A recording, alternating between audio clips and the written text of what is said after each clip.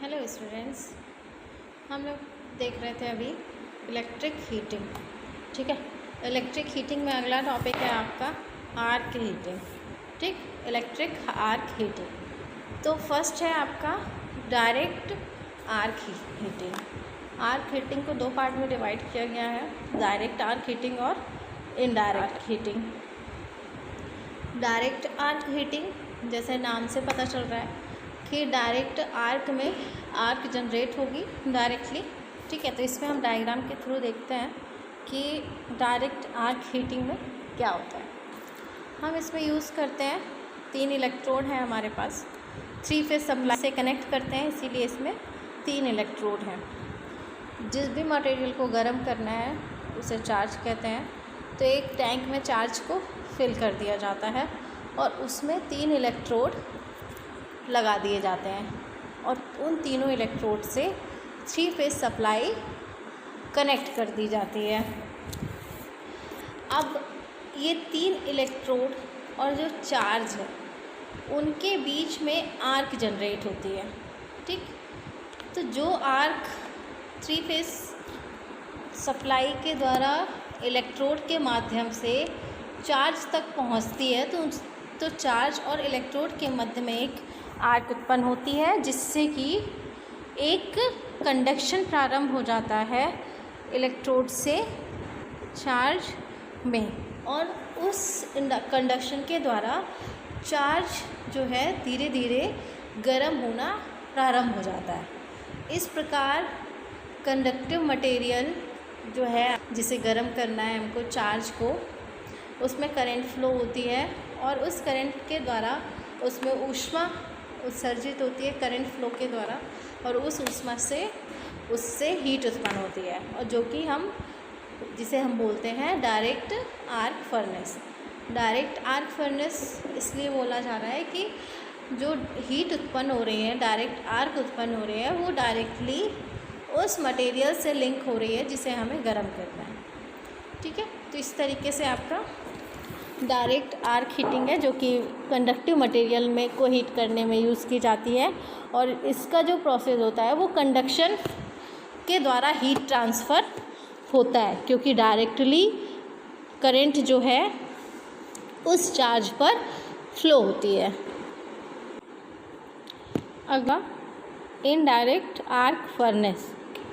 Indirect arc furnace में क्या होगा, जिस तरीके से डायरेक्ट आर्क फर्नेस में हम इलेक्ट्रोड का यूज़ करके जो चार्ज है और इलेक्ट्रोड है उसके मध्य में हम आर्क उत्पन्न कर रहे हैं, तो इनडायरेक्ट हीटिंग में क्या होगा कि जो आर्क उत्पन्न हो रही है वो डायरेक्टली चार्ज पर ना जा कर के रेडिएशन के द्वारा चार्ज पर पहुंचती है उसकी ऊष्मा।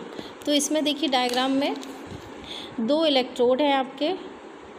ठीक है, ये 2 इलेक्ट्रोड है जिसका प्रयोग हम लोग कर रहे हैं आर्क उत्पन्न करने के लिए। ये बीच में आर्क उत्पन्न हो रही है, अगल बगल ये 2 इलेक्ट्रोड हैं, उसके बीच में आर्क उत्पन्न हो रही है, नीचे चार्ज फिल है, और एक हीट चैम्बर बना दिया गया है कि ऊष्मा जो है बाहर ना जाए। एक कूलिंग के लिए एक हीट चैम्बर बना हुआ है। क्या होगा कि आर्क दोनों इलेक्ट्रोडों के मध्य उत्पन्न होगी। आर्क उत्पन्न होगी, जो आर्क से ऊष्मा उत्पन्न होगी वो ऊष्मा रेडिएशन के माध्यम से इस चार्ज को गर्म करेगी, ना कि डायरेक्टली।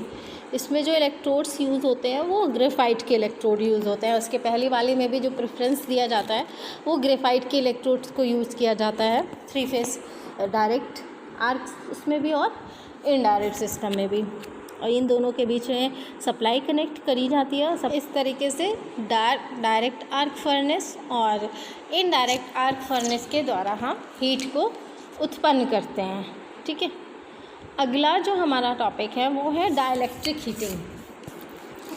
डाइलेक्ट्रिक हीटिंग में क्या करते हैं कि कोई नॉन कंडक्टिंग मटेरियल है, उसमें हम मेटल प्लेट्स के द्वारा इलेक्ट्रिकल सप्लाई कनेक्ट करते हैं, हाई वोल्टेज कनेक्ट करते हैं, जिसके कारण इलेक्ट्रिकल करंट का फ्लो होता है और उसमें एक डाइलेक्ट्रिक लॉस उत्पन्न होता है। उस मटेरियल में डाइलेक्ट्रिक लॉस उत्पन्न होता है, और डाइलेक्ट्रिक लॉस से जो ऊष्मा उत्पन्न होती है उससे जो मटेरियल है वो गर्म होने लगता है।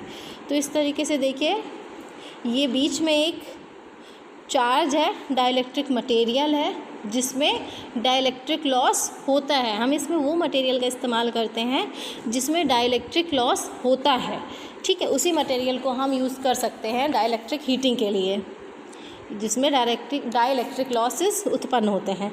तो बीच में मटेरियल है, अगर उसको मटेरियल को दोनों तरफ से एक मेटल की प्लेट से ढक दिया जाता है और उस मेटल की प्लेट में सप्लाई हाई वोल्टेज को कनेक्ट किया जाता है। जब सप्लाई कनेक्ट होती है प्लेट में तो उसमें करंट फ्लो होती है और उसमें ऊष्मा उत्पन्न होने लगती है और प्रेशर क्रिएट होता है किसमें, जो डाइलेक्ट्रिक मटेरियल लगा हुआ है उसमें डाइलेक्ट्रिक लॉसेस होते हैं। वो लॉस जो है ऊष्मा के रूप में इस डाइलेक्ट्रिक मटेरियल को हीट करते हैं। तो इस तरीके से dielectric material non conducting material होते हैं जिसमें हम ऊष्मा को उत्पन्न कर सकते हैं और उसे हीट कर सकते हैं। तो डाइलेक्ट्रिक मटेरियल जो होते हैं जिनमें डाइलेक्ट्रिक लॉसेस होता है उसमें हम उत्पन्न कर सकते हैं हीट। कुछ एडवांटेज हैं डाइलेक्ट्रिक लॉसेस के, डाइलेक्ट्रिक हीटिंग के, जैसे कि डाइलेक्ट्रिक हीटिंग जो है वो पूरे मटेरियल में उत्पन्न होती है। तो क्या होगा कि मटेरियल में उत्पन्न होगी तो उसमें उतनी ही जो ऊष्मा उत्पन्न होगी वो यूनिफॉर्मली होगी, एक जैसी ऊष्मा उत्पन्न होगी, उसमें किसी भी तरीके का वेरिएशन नहीं होगा। दूसरा एडवांटेज क्या है कि इसमें जो टाइम रिक्वायर्ड होता है हीट करने के लिए वो बहुत कम होता है अदर की तुलना में। अगला है कि नॉन कंडक्टिंग मटेरियल को हीट करने का सबसे ईजियर मेथड है और आसानी से इसमें हीट कर सकते हैं। डिसएडवांटेज है इसके, कुछ डिसएडवांटेज ये है कि जो dielectric material high dielectric loss होगा उसको ही ये गर्म करेगा, हीट करेगा, यानी कि जिसमें डाइलेक्ट्रिक लॉसेस उत्पन्न करने की क्षमता नहीं होगी उस नॉन कंडक्टिव मटेरियल को ये हीट नहीं कर पाएगा। दूसरा क्या है कि इसकी जो कॉस्ट होती है वो बहुत ज़्यादा होती है, ठीक है, इसकी कॉस्ट बहुत ज़्यादा होती है। इसका यूज़ कहाँ होता है, एप्लीकेशन, इसका यूज़ किया जाता है तंबाकू को ड्राई करने में, पेपर को ड्राई करने में, would gluing and bonding of the wood को जोड़ने के लिए इसका प्रयोग किया जाता है। इस तरीके से हम लोगों ने आज देख लिया है आर्क फर्नेस और dielectric heating, electric arc heating, dielectric heating. इससे रिलेटेड ऑब्जेक्टिव्स आप लोग सॉल्व करिएगा, जो नहीं समझ में आएगा आप लोग इसको पूछिएगा।